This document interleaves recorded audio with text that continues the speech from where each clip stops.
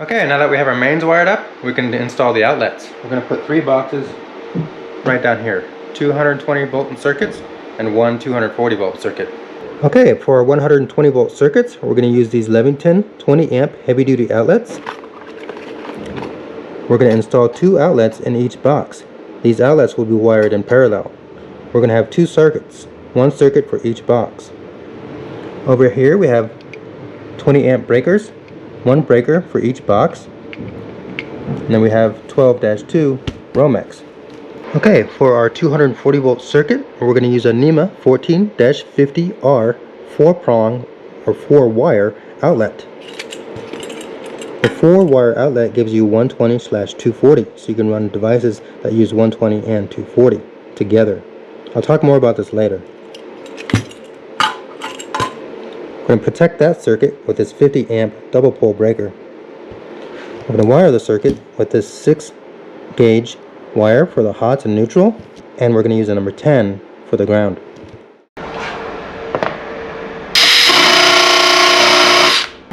Using a 1.25 inch drywall screws. This is your ground screw. You do not want to use this for mounting. This is where your ground goes.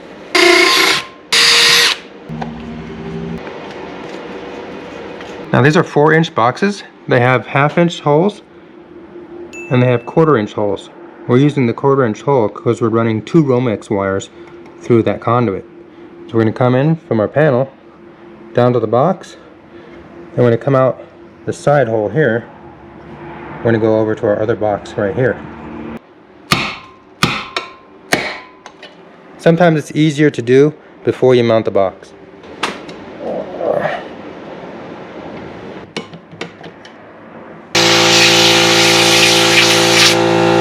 This will be tricky because it's such a short run right here. We're going to have to do a little trickiness. Okay, so I'm using these inserts here that screw into the metal Liquid-Tight. You're not supposed to really use these with Liquid-Tight. You're supposed to use a Liquid-Tight connector, which looks something like this. But it's such a short run, and I already have these. I'm just going to use these anyway. Normally use these with the pure metal corrugated conduit, but these actually screw right in here, and it actually creates a pretty good connection. I think as long as you strap it down, it should be good. But I don't think it's the code.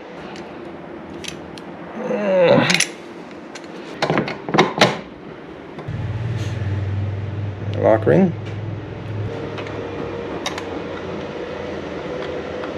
Okay, so that's where it's going to go, just like that.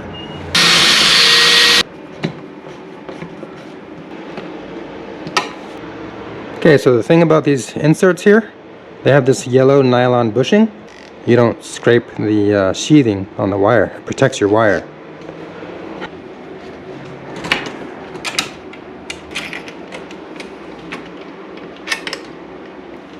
Okay, we can use our 3/4 inch ring nut wrench. This is the gray one.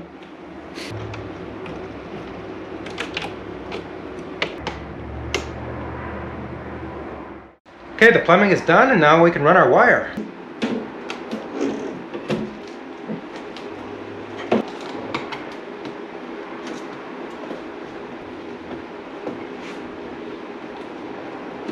Okay.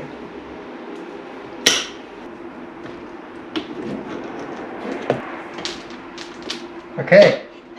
I just got really lucky and went down the side and then stabbed it, and it just went right through.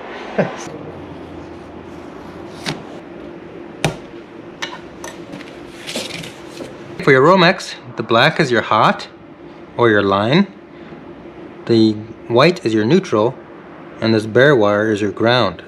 The gold is your line, that's your hot, the gold screws.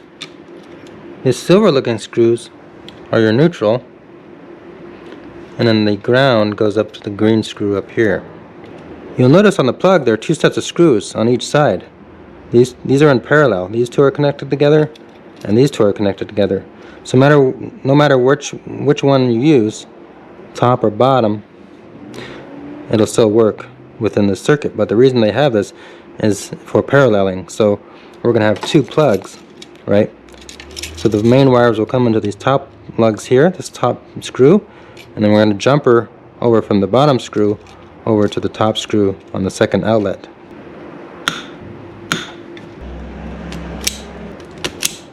You'll notice there's a little plate there. See that plate? You want to get the wire underneath that plate. When you screw it down, and the screw is going to hold that plate down. So your wire is going to go in these little grooves right here. Okay, so we'll put the wire in on the top side there. Now we're going to make a hook and then pull it back through.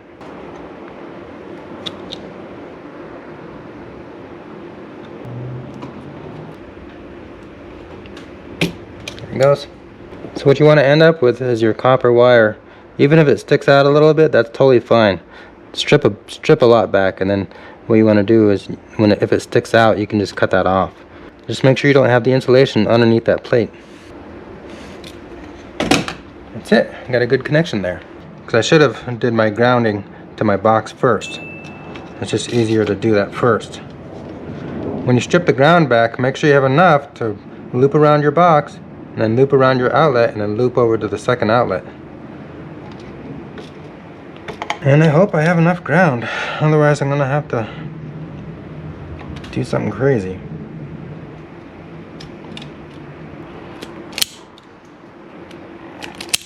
So I definitely recommend getting these. It should go right in there. Yep, perfect. I would definitely be more generous with the wires, guys, on the next time around here. Okay. I'm going to go ahead and deal with the ground now because I want to get it out of the way.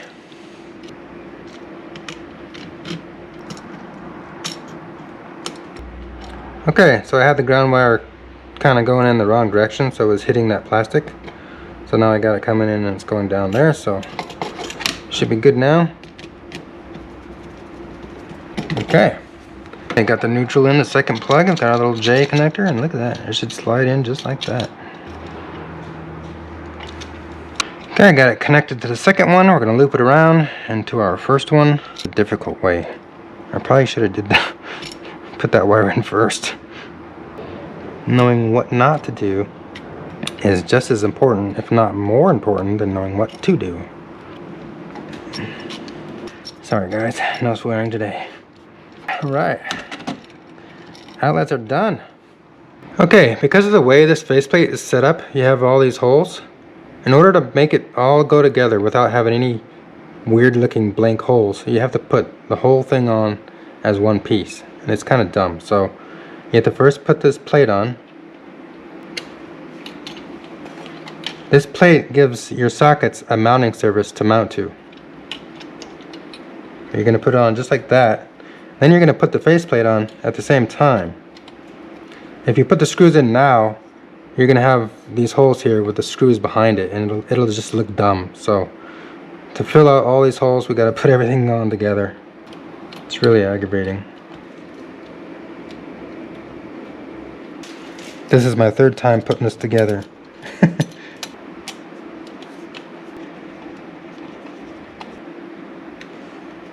Okay, now we can put our faceplate cover screws on. They go right in the middle.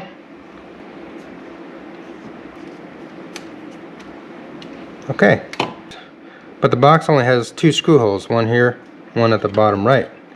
So we're gonna have to put some filler screws on here so it looks nice.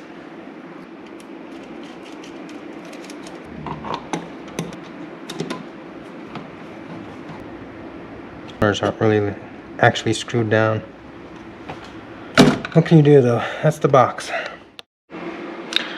Alright, so for the second 120 volt circuit, I have these wire nuts, but I think I'm going to use these Wago lever nuts instead. So we're going to cut the feeder wires here, and then we're going to just create our loop with our outlets, and then use the Wago nuts to connect the outlets to the feeder wires. Okay, this time I think I'm going to run my ground first.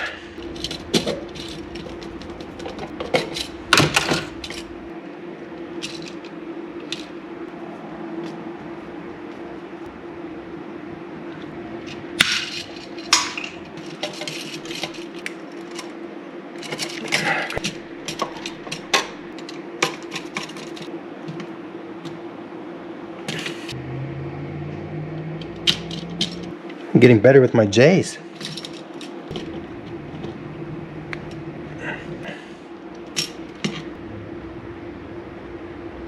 Okay. Alright, this is where this box is going to differ from the first box.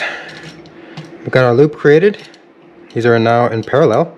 We're going to create these little piggy tails right here. We're going to come off right here. And we're going to go to our feeder wires here.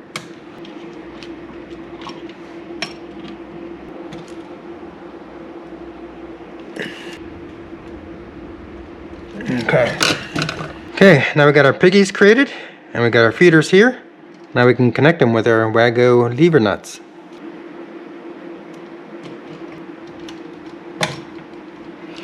I don't know if I trust these things. I actually use them on DC circuits. This is my first time using them on an AC circuit. Now, these particular ones are good for 20 amps, which is all I'm running on these wires. It's a lot easier than wire nuts. That's it. Our connectors are made. Connection's done. Outlets are wired up.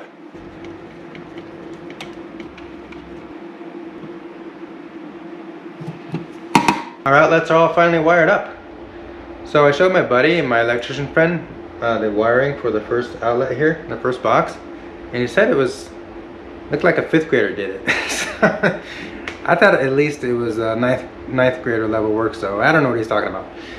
Anyway, because I'm using conduit here, I didn't have to run the Romex through the conduit. I could have just ran bare wires.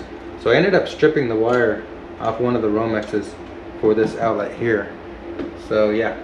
The other thing is the grounds. I'm running 2 separate grounds, one for each circuit, but because these are metal boxes and I'm using metal conduit, metallic liquidite, you only actually need 1 ground. And since it's grounded in this box will get its grounding through the conduit. But I already ran the wire, so I'm running different grounds for each circuit. Okay, here we have the wires for the 2 120 volt circuits we just installed. We're going to deal with the grounds first. Since all our branch circuits will be running off the left side of the panel, we'll be connecting all the grounds to this left ground bar on the left side of the panel.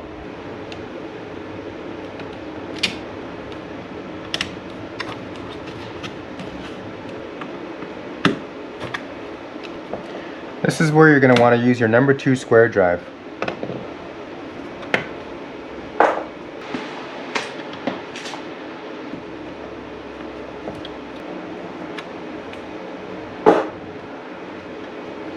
Okay, both our grounds are done.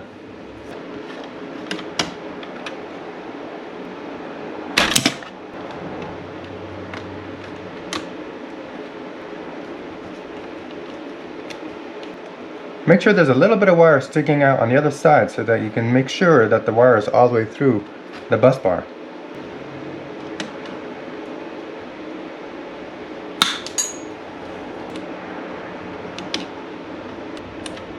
Make sure these are nice and tight. Tighten them and then go back and check them later. Tighten them again. Your neutral and your hots, you need to make sure they're very tight. Well, everything has to be tight, but definitely the neutral and the hot.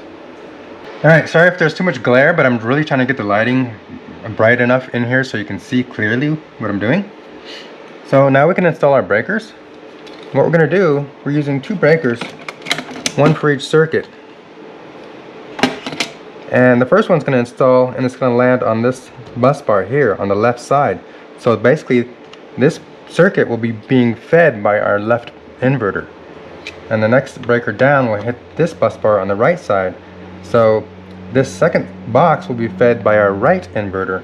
So the load across both inverters will be evenly distributed. When you're putting your breakers in your panel, you want to make sure that you're contacting every other side of the bus bar so that your panel is balanced and you're not overloading one side or the other side. So these are really easy to install. You just put them on this little, underneath this little latch right here, then you just rock it down. We're going to put this one right about here.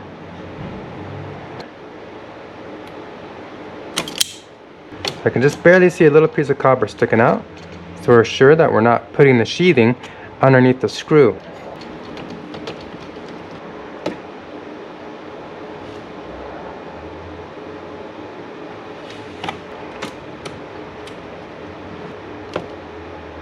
Okay, so after looking at it, I decided to rework my grounds. So I ran the grounds along the edge of the panel over here, behind the grounding bus bar, and up to the terminals. So it keeps this middle space free for the neutrals and the hots. And it also prevents any chance of your grounds touching the neutral or the hots. I showed my buddy, my electrician buddy, the picture of this so far, and he said that I fired the 5th grader, so I think I moved up to 7th grade now. Okay, I talked to my electrician friend about Wagyu lever nuts versus wire nuts, and he said these are contentious because they have been known to start fires. However, he doesn't know of any explanation of how or why. These are UL listed and these are commonly used, so with that said, I think I'm going to go back and use the wire nuts instead, because when there's wires twisted together, there's no way those are coming apart if it's properly done. But I do use these on DC circuits all the time, and these do work good. Now that the 120 circuits are completely done and wired into the panel, we can install our 240 volt NEMA 14-50R circuit.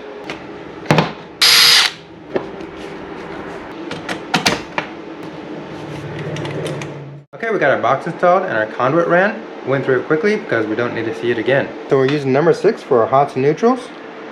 Black is hot 1, red is hot 2, our white is our neutral, and a number 10 for our ground. This time I'm going to wire the panel first, so I make sure I have enough wire in the panel. Then we'll do our wires in the outlet last.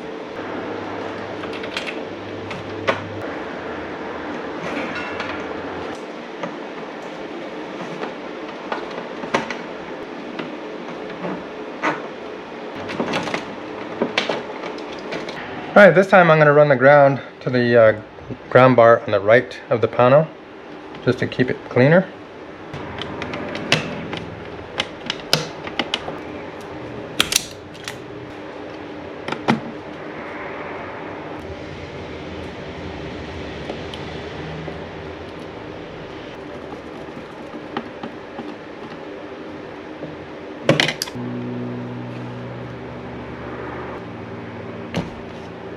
And I'm going to land it up here so it's close to the main neutral. So as I said before, number 6 is the largest wire you can fit inside these screws on the bus bars. If you need larger wire on the bus bar, you have to install one of these lugs.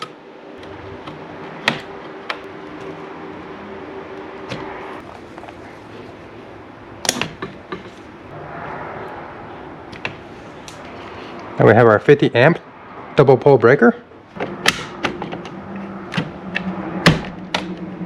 Not required, but I'm going to match black on the top just like over here and red on the bottom because I'm OCD.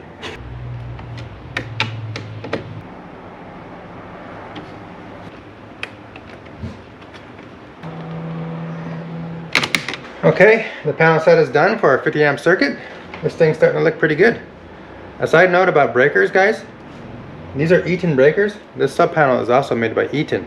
Make sure you buy the breakers that go with the same manufacturer as your sub panel. So if you have Siemens, get Siemens breakers. Eaton, GE. Just make sure you match. Don't mix and match your breakers. So a couple things about this particular outlet. This NEMA 14-50R 4-prong or 4-wire outlet. This is commonly used with EV charging. Other appliances can use it as well because it offers 120/240 power because it has a neutral. Some stoves use 120 for the circuits and the low power setting, and then the high heat setting will use a 240. You do not use 120 alone on these. So the reason I went with this instead of a three prong is because if you ever want to power a 3-prong appliance, you don't need that neutral. But if you need a 4-prong appliance, you're gonna need that neutral. So it's always best to run your neutral in case you might need it later. You can always get an adapter to convert the 4-prong to a 3-prong, so you can do whatever you want. But if you're missing the neutral, you're going to have to run a neutral, and that's a pain in the butt. If you don't want to use the 4-prong to 3-prong converter, you can just cap your neutral inside your box and then use it later if you need it. So main takeaway here, always run 4 wires. Now for the ground, since I'm using stranded wire, I can't wrap it around the screw. So I'm going to use an 8-gauge terminal lug. This is stronger than any wire nut or Wago nut, but I do not know if this is code or not, so up to you whether you do this.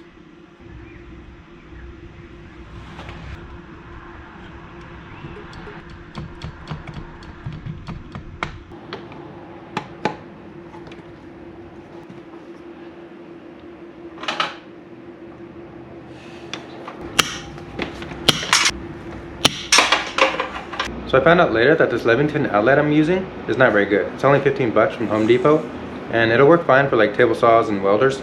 But if you're charging an EV car continuously under 50 amps, it can potentially get warm and get hot. We're going to replace it with this Hubbell.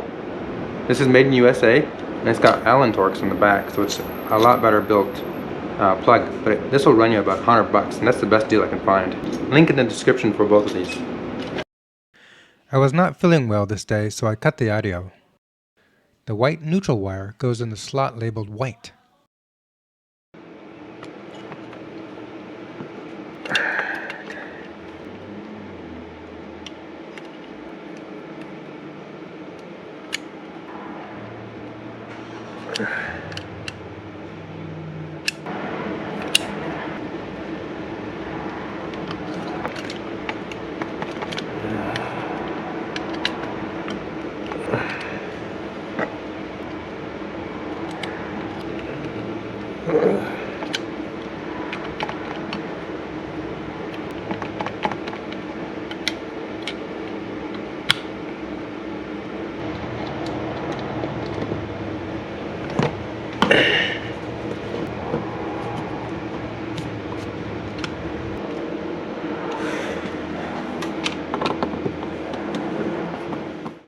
Alright, so the new faceplate arrived. This one right here. This is a 2.5-inch faceplate. If you need a faceplate for this, it's a little bit difficult to find because of the 2.5-inch hole here. But this one doesn't, it fits, but it doesn't quite fit the 4-inch box. Like, it's too large. The edge is like it overhangs the edge of the 4-inch box. But I'll list it just because it's hard to find, but it's not the best one. I got this from Zorro. But yeah, it definitely looks better. But yeah, that's the plate. I also picked up the converter plug. So this is a NEMA 14-50P plug to 6-50R receptacle. So this is basically for a welder. You can convert the 4-prong to the 3-prong for welders and such. And it plugs in. This thing is massive. Look at this thing. It's huge. It plugs in just like that. Now you can use your welder. Guys, that's it for this video. In the next video, we're going to do the DC side, the batteries, and the solar. And we'll be one step closer to finishing it up. Thanks for watching, and I'll see you on the next one.